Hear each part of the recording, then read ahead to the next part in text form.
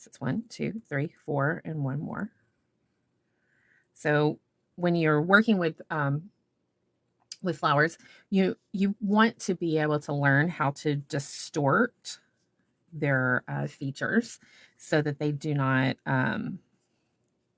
so they don't just look like, you know, a little pinwheels all over the place. So that's one of the things that I like to do whenever I'm creating, is just kind of allow to have some little freedom in creating like these little 5-petaled flowers. There's a lot of really wonderful, looking botanical illustrations that you can find like at the library, and different illustrators that do the work for botany. There's some wonderful ones that are just gorgeous looking, and they will kind of very plainly show you the anatomy of the flower. But when you're working with something that's a little bit more artistic and a little bit more abstract, sometimes it's really a great idea to just let it kind of distort and morph in the way that it might naturally look if you were just looking at it down from the plant pot or from the garden.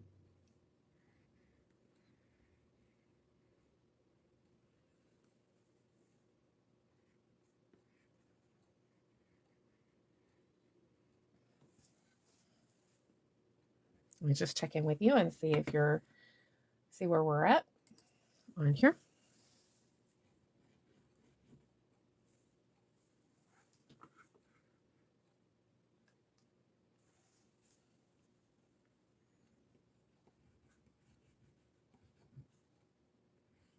It's a really busy week too. So there's a lot of things that are going on this week.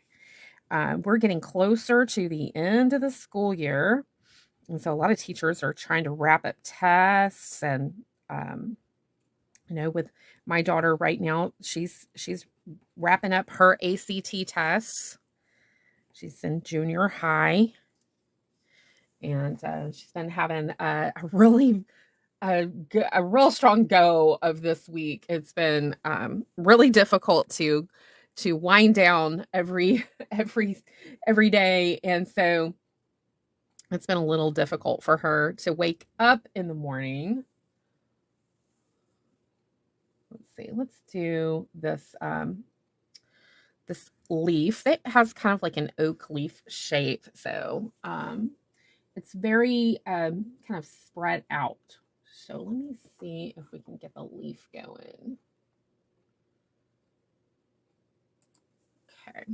All right. So the leaf has like 3 little lobes, and on each little petal or pad of the leaf, and it has little veins that kind of go in and out. We don't really want to concern ourselves too much with a detail piece when we're trying to keep it a little abstract. But we also don't want to lose the merit of the flower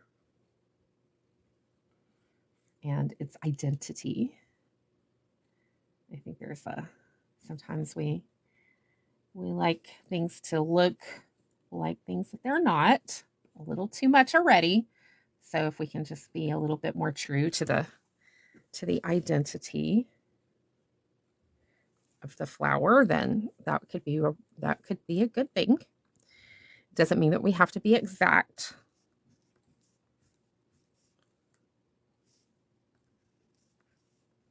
Just kind of halfway it. I would say a different word probably back in the day. I might say a word that you might that might get me in trouble. See, that's what happens whenever you put too much pressure on your crayon. I was trying to draw and press it down over this green. Okay. And we can just kind of make some good little marks, just textural marks. Makes it look good. Okay, and we're going to work in this area right through here. So I'm going to go ahead and blue in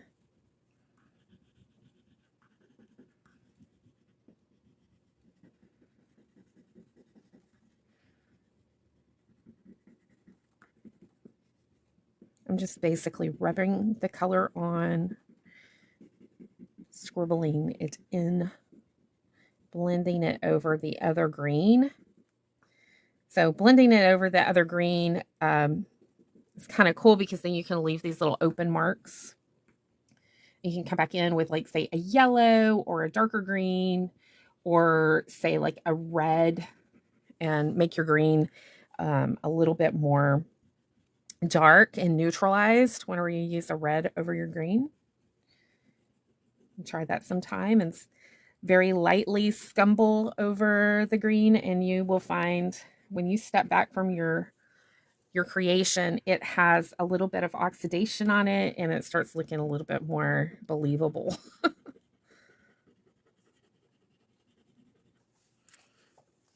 Okay, let me flip back over to you so I can see where we're at. So I'm just kind of building out. This is the fun part. This is where, like, if you're in your journal and you haven't yet to start doing your flower, you can kind of get a little carried away with your backgrounds. Just like in painting, sometimes, like, doing the backgrounds in crayon, it's very relaxing. Or it is for me. It is for me. I love bringing in a lot of the different tones. Like, we have the sky blue, and then we have the seafoam green, or sea green, not seafoam green, but the sea green, and this yellow green. The yellow green is like really hot pepper like, and I can just kind of round it out. This is a really good one to kind of use where the leaf ribs were. Like, if you kind of gestured in the leaf ribs to kind of add some texture back there in the background.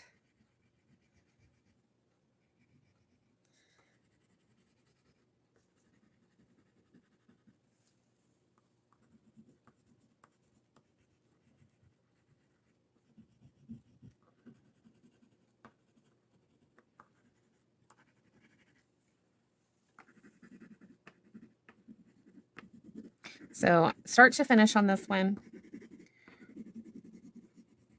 I'm going to try to only be here for, okay, we've already been here for 23 minutes, so I got to speed it up. Speed it up, Flo. You got to go, Flo. I've been really enjoying this program on, I'm trying to think if it's just recently downloaded an app. I think it's PBS. It is. It's PBS. Downloaded that app for the on the Amazon Prime, on the Prime. And it is a show. It's been around for a while, but I don't watch a lot of TV. And so when I do, it's a lot of fun. So I've been coloring along. How you listen to, like, Hallmark movies, and then you paint. Well, I kind of do the same thing with this new program that I started watching. It's called, I started getting into these weird, like, UK style, like these British mysteries, kind of like, I guess, Agatha Christie, like, and Perry Mason. I don't know. But I just, like, fell into it. One day I was flipping through the app, the Prime app, and I saw that there was a series called Madame Blanc Mysteries, and I watched, I think, both series, and now I'm like, oh, just hurry up and come out with a new one. By the way, Firefly Lane is about to come out new, the one with Sarah Chalk and what's her name? Charlize Theron. That one is about to hit. I heard that the new season is about to hit, so that's going to be like a nice rainy day binge for somebody. Anyway, so I create designs for my club, my creative club, from the living room, and a lot of times the way that I create designs, I do it with crayon because it's adaptable, and I can just kind of set my tray of crayons over to the side, out kind of sort of out of view from everybody else, and a pad of paper and my lap board, and I can create. And so I've been creating in the living room, kind of in the dark, because everybody's, like, trying to go to bed and we want to wind down or whatever. So it gets kind of dark. There's not a lot of light on. We don't do overhead lighting and down there. And so the I've been just really enjoying like all of these little mysteries on that have been showing up because it'll cultivate, I guess, the what you want to watch. They'll say, we recommend, or other viewers have watched this. And then you kind of just put it on. And I hardly ever watch a show. I hardly ever actually put my eyes on the screen. It's usually just I listen to it. And I guess because it is a mystery, they really upplay like the Follies or whatever they're called. I'm not a theater person. They really upplay the sound effects and they make it really suspenseful, I guess. And I'm not like really I don't like horror. I don't like gross. I don't like things that are scary. I'm not really into like those big adventure movies or anything like that. I am not. Thank God I'm married, because I would not be a good date for a dude, because I don't like all of those scary things. I like happy, fun, lots of good levity, something that's not going to keep me up at night, like thinking too much about it. And anyway, so I have been watching this new show, and it's probably not new. My friend Karen, she loves watching the British stuff. I think this is a Australian one. I think just like Madame Blanc, the actress that's in that, I can't remember her name right now, but she's in she had like an Australian sitcom that was really kind of funny. Anyway, so it'll come to me later. But so there's this the show, what is it called? It's called Frankie Drake Mysteries, I think. So I've been watching that at night, or listening to that at night while I'm creating. And it's kind of funny. It's kind of a funny little show that's set. I think the setting is kind of like at the end of the 20s. It's like during Prohibition time. So there's like a lot of really interesting stuff. And it's predominantly a female cast. There's a couple of pretty smart actors in there that we've seen before in other things. Okay, I guess Lily decided that she's going to wake up, or maybe the people next door are here doing their little thing. I don't know. So I'm just doing the background right now, and I'm pulling all the background in toward where I'm going to put these pretty flowers. I bet you were wondering, you're like, what are we doing? Well, the same thing, like if you wanted to really feature in on some flowers, like say, we should have done plumeria for the southern girls and the island girls. We should have done plumeria. I love plumeria, but we're doing geranium today. And so we're just kind of building this out. Now, one of the things that I will say is that if you overblend with a crayon, your crayon, it's kind of difficult to get some good textural marks out of it to like define. And we don't want our background to be really defined because we're wanting to focus in on what's happening here and get that going. All right. So it's like, there's like a bunch of comments. I'm so sorry. What paper am I using, Molly? I am using, do I have a pad here? I'm using the paper from, it's Canson. I can run to the other studio and grab the pad. I'm using Canson's graduate series paper. So it's a little linen texture. And so I've just been talking and everything. So Tracy, you love British Mysteries too?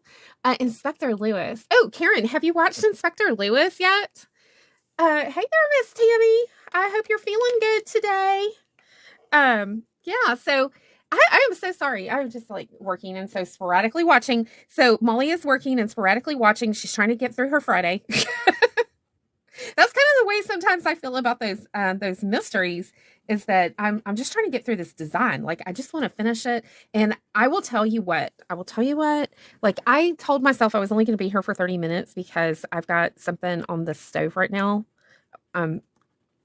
Jake made a wonderful pot, what is it? Like a pork It's like a piece of pork. It was giant. I think it was called a pork picnic. On what day was that? Sunday. He made it on Sunday. Now, don't go, hating on me. I froze it. I put it in as soon as we were done with it. I put it in the deep freezer, and I told him that I was going to make a hash, like sometime during this week when I was coloring on the tube, or coloring on the book. Coloring on the Facebook or coloring on the tube. I'm trying to get that YouTube off the ground, y'all. It's steadily difficult for me, for some reason or another, for me to get some consistency going there. I'm trying to load it up with some secret videos right now. So that's what you're getting, or secret videos. So anyway, I've got something on the stove, and it's that delicious smoked pork that he made. Clearly, we are no longer vegetarians in this house. I used to be a vegetarian for a while, thinking that was going to be ultra healthy for me. But what actually is ultra healthy for me, I just learned in my late life, is that I don't need to eat this wheat. I do not need to eat wheat. So I've never been tested for celiac, but my sister has, and she says it runs in the family. So I'm just gonna realize that I'm just gonna identify with that. That I cannot eat the delicious pasta and bread anymore. Anyway, so the pork. So we've got a pork on the stove, and it's just warming. Lily will come down here. She's the floor supervisor upstairs in the kitchen, and so she's probably letting me know that it smells good, and it smells like it might be done, Mom. So it might be time to go upstairs and give me a taste. So I'm doing a hash, and if you're a Southern girl, you probably know what a hash is. So it's where you really render down the meat, almost like potted meat, right? Remember potted meat? You Northern girls, you know about potted meat, because you have to do that to make your good patsies. Anyway, so the rendering it down off the bone, just really making it delicious, more delicious. Threw in some carrots, because I really need I believe it or not, all like 300 million pounds of me needs carbs lately for some reason or another. And so I need some long-acting carbs, which carrots, whenever they're cooked, are not long-acting carbs. They're actually fast acting carbs. But I really kind of need some carbs this week, because I haven't been able to regulate to regulate blood glucose. So I've been kind of a little hypoglycemic, and so I threw in some carrots and some mirepoix. So hey, you Southern girls, you Louisiana girls, you know what mirepoix is. And so I threw in some of that, and it's just simmering. It's just simmering and smelling up the house. And so that's one of the reasons why I got the geranium out. So it smells so good. I got the geranium out, and that way I don't have to smell the pork while it's on the stove, meandering and marinating in its own deliciousness. So, okay. So I've got my background done. All right. Got my background done. All right. So let me see if I've missed something. I probably have missed something. Okay. So let me know if you're still with me. I brought out the violet red. Is anybody coloring? I've seen Tammy's been coloring, Tracy's been coloring. Karen keeps telling me she's coloring, but she's not. She's been painting. Karen's been painting up a storm. She's been really loving taking some lessons and learning some lessons so she can teach this really cool thing over the summer, and I can't wait for her to teach it. It's going to be like really cool. So I love crayons. And so I've got violet red, and I've got red violet. Violet red is a little bit more on the pink, and then red violet is a little bit more on the violet. And I don't really know what the method to the madness is, Crayola, for the life of me. I've been coloring with crayons. Listen, I'm going to be 50 in just like what, 9 weeks from now. So 9 or 10 weeks. I don't know. I'm trying not to count too hard. I've been coloring with Crayola for a long time, and I'm sure you have too. But it never dawned on me, Lily, you're going to have to stop. It never dawned on me about Crayola is that whenever they put the two colors together, okay, like the red violet and the violet red, and my favorite little yellow, which is yellow orange. I know you thought it was going to be macaroni and cheese, but macaroni and cheese has a little pink in it. So yellow orange is one of my favorite yellows. Used to be dandelion, but they retired dandelion in 2017. So wah wah. So what I have learned since I've been doing crayon with you guys is that whatever the back color is, excuse me, like, let me pull out blue green.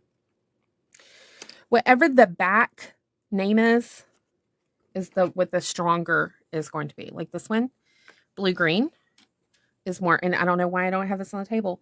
It shows up, it reads more green than blue. Okay. So it leans over on the side of the spectrum that's more green than the blue.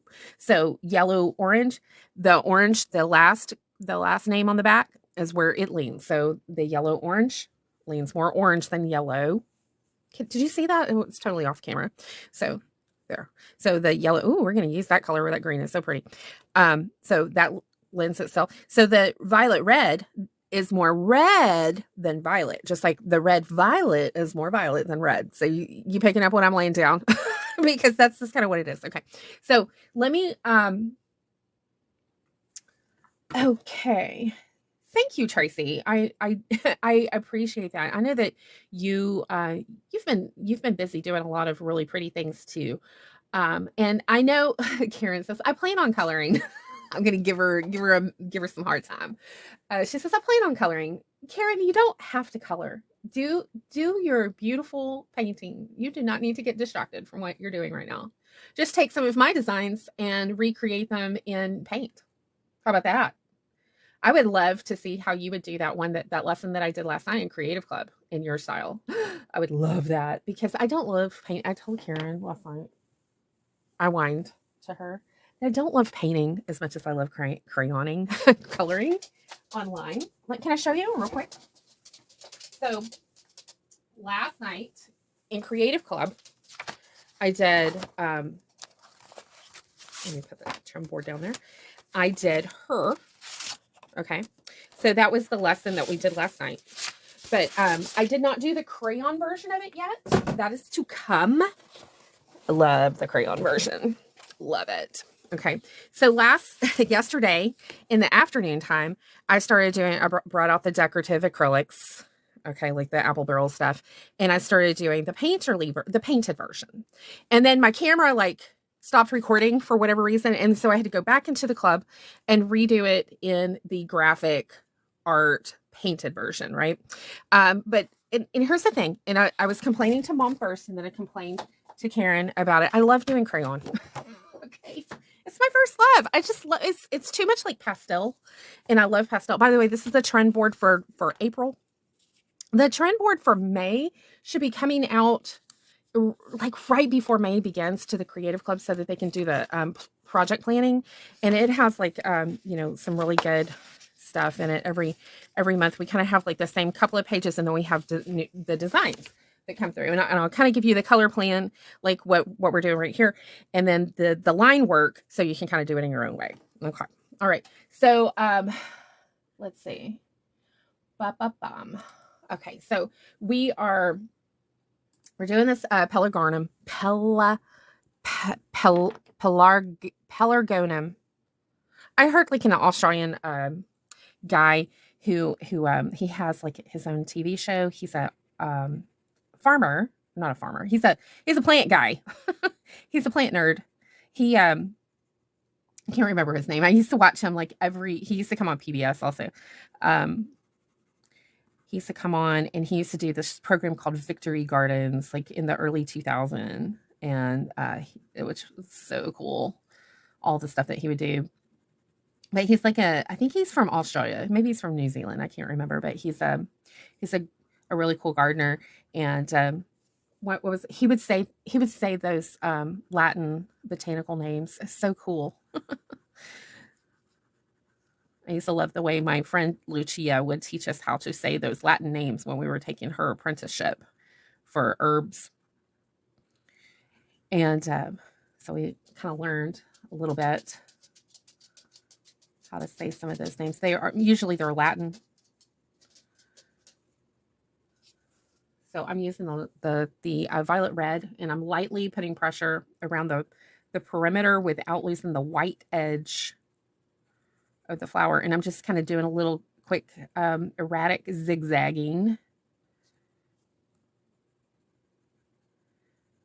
I'll lighten it up.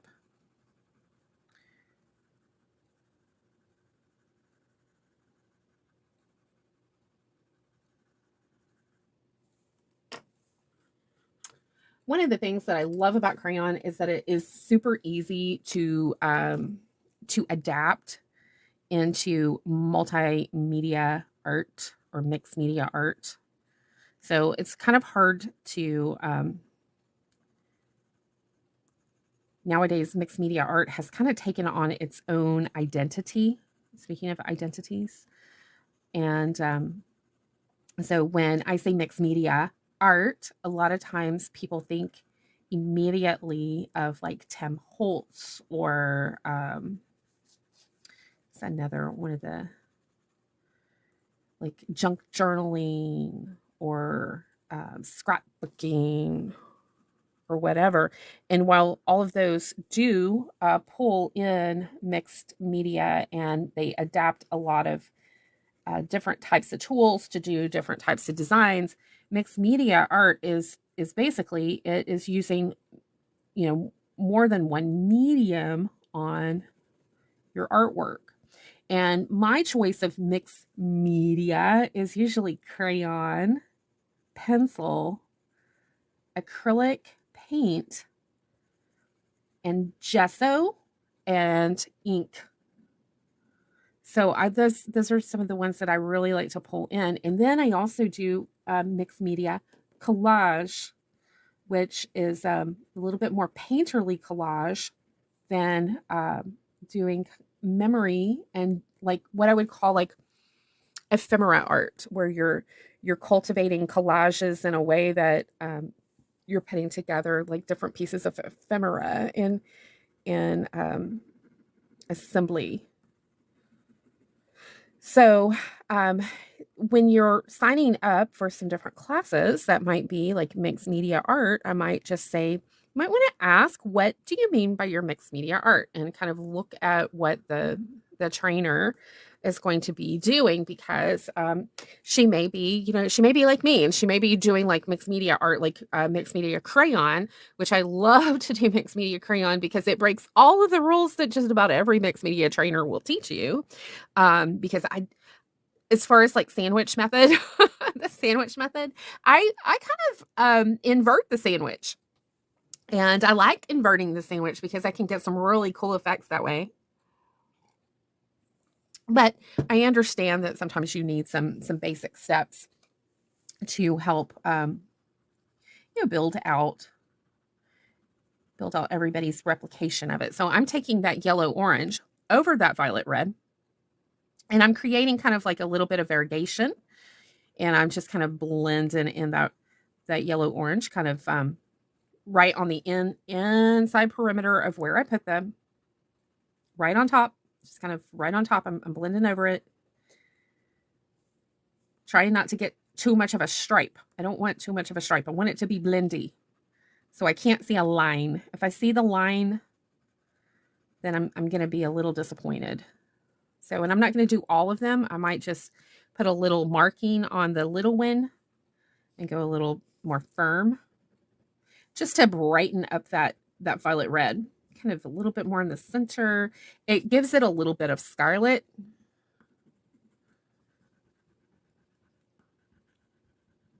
Creative Club is open for a very short amount of time. So if you do want to join us for May, we have some really fun things that are happening in May. We're not going to ever stop. We can't stop doing flowers because I love doing flowers.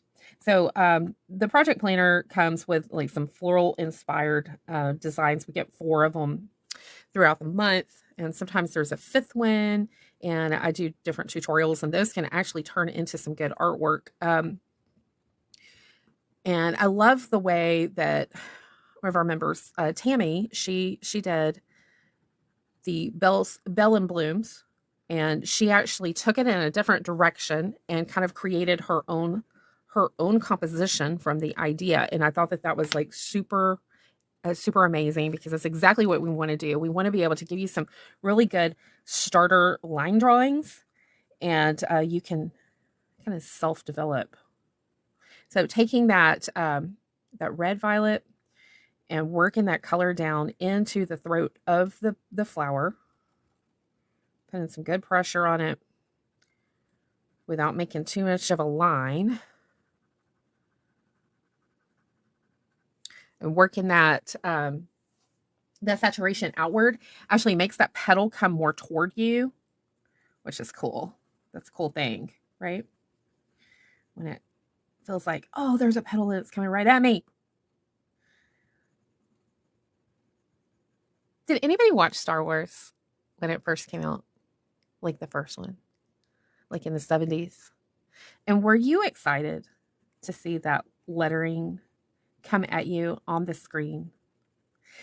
Sometimes that's what I think about whenever I'm creating. Like, what was going through their mind? What was going through their mind when they were doing that? Like, oh, we are going to be, just cutting edge or whatever, and it's going to look, like it's really coming at you. And were they really the first ones to really use those really cool perspective effects? I feel like some of those silver screen art deco and creators did something that was like that. I feel like they did something like that. I don't know. But see how when you go deep into the throat right here, and then you let the edge, the end of the petals just kind of be light, it makes it look like, like Grover, remember near and far. So this is far, and then these are near.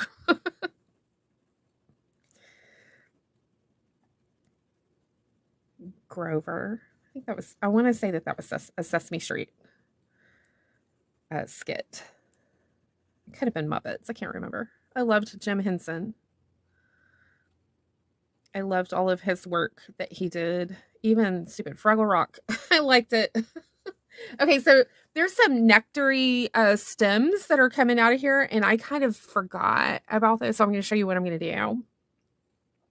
But first, I'm going to go ahead and I'm just going to color this in. I said I was going to be here for 30 minutes, and I didn't. So this video, whenever I put it through editing, I'm going to have to speed it up.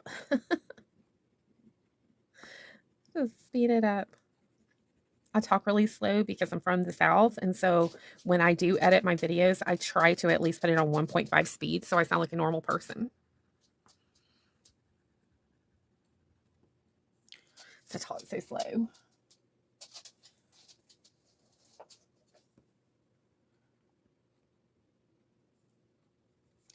You don't have to put a lot in the little one at all. Okay, so the thing that I need to do is I need to check in with that one from Garden's Path. And I'm just going to check in. I'm not doing it exactly. I'm just kind of using it as kind of my my inspiration. I'm not doing it exactly at all. It's just my inspiration. So I am going to pull out. Remember I said we need that blue-green. Oh, that's cadet blue. We don't want that. We want blue-green. Where is my blue-green? Which I told you I'm going off palette today. That's turquoise blue. Here we go, blue-green. Okay, so typically down at the throat of these really delicate flowers, it would be more of that appley, yellowy green. And you could certainly take your yellow and you could, put like a little yellow in the center. But I'm kind of reaching here over into abstract land. And I want to kind of give it a little bit of this. And then this would be where I would probably pull in paint and I would do my little nectary bits like right there. But since I'm trying to be a good girl, I am going to take my red or my scarlet. Let's see what it's going to be. I think it's going to be the red. I'm going to see if I can get some nectary bits happening. So there's like 6 nectary things. Those are like the little stameny kind of things. So there we go. We're just going to put a couple of little marks there. And then over here, we're just going to put a couple of little scattered rice marks right in the area of the throat. Same over here. Now, that's okay that you can't see them because we're going to come back and we're going to put a little under mark under those, make them work. Okay. So with the red, we're going to skip the red. We're going to go over to indigo. And we're going to pull out cerulean. Okay. Trust me on this. Okay. So cerulean, when you take that right over some of that petal, just a couple little scattered rice marks, kind of makes it look like it has some little veins happening. Okay. And just going to give it a little interesting marks kind of down in the throat area. I'm going to give it a little extra, right? And then we are going to take the indigo and we're going to go underneath these little scattered rice marks where we had the nectar. Okay. Just one little mark underneath is all you need to make it look like it is doing something. You can come back over this with gesso and brighten it up and put some little white hue in it.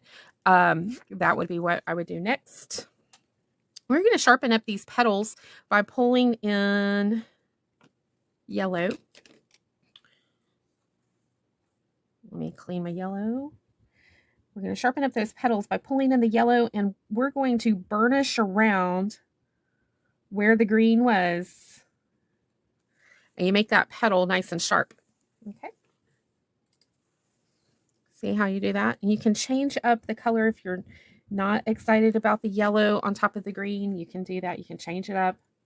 Make it a little bit more of a darker green if you want. Whoops, my yellow is dirty. Let's see. The way that you pull that yellow off is actually with a knife. And I don't have my knife on the table. Let me see if my little scrubby brush will come, if it will.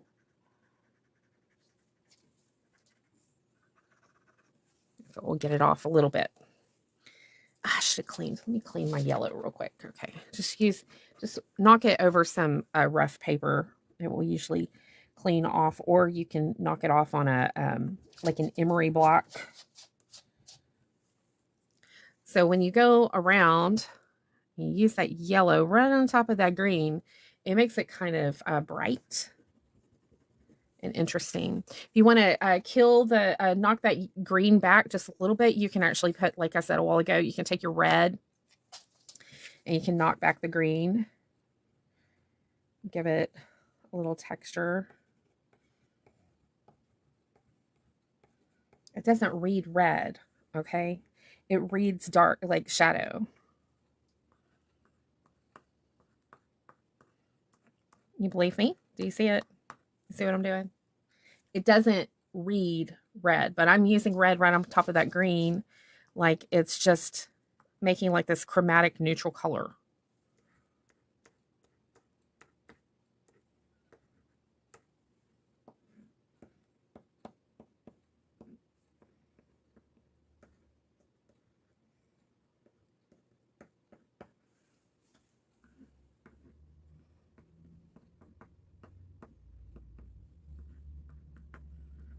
So this feels really tropical, and geranium could be a little bit more of a on the tropical end of it, but it is a nice little garden flower that you can keep in the garden. You can use your blue, and you can even, if you wanted to go a little stronger, you could take your black, and you could make things more strong and more graphic if you were wanting to do that. I'm using, clearly I'm not using black. I was using the blue green. So you can just kind of straighten up some of that.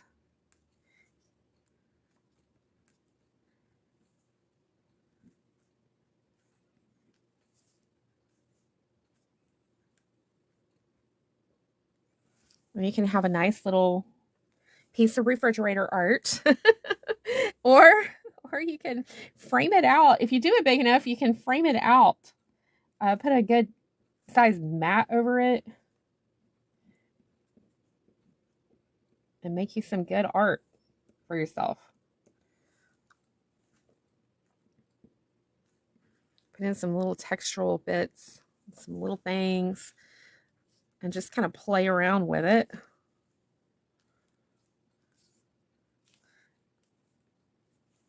So I'm not putting the black mark everywhere, as you can see. I'm just adding a little emphasis to it.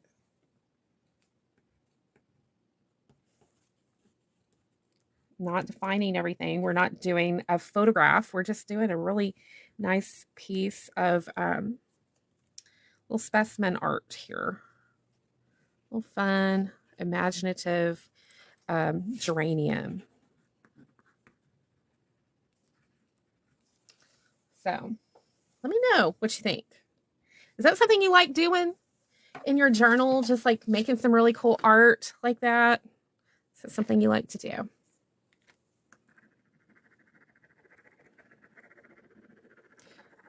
I'm looking at the screen and I noticed that there really needed this. There's a lot of blue right there that I wanted to knock back. So I'm using that yellow orange to kind of give like a little olive hue.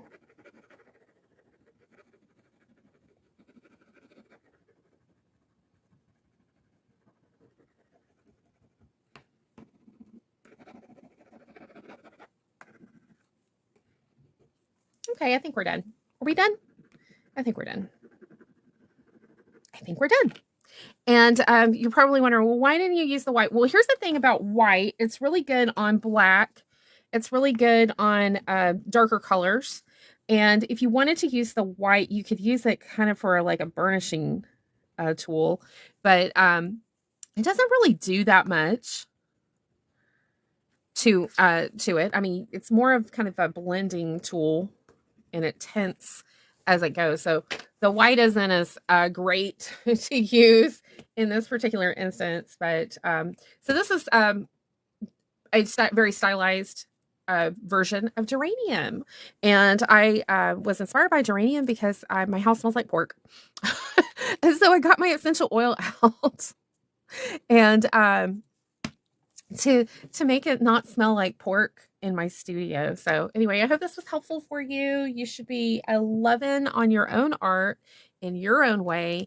And hopefully if you did this piece of art, you'll tag me so I can see it.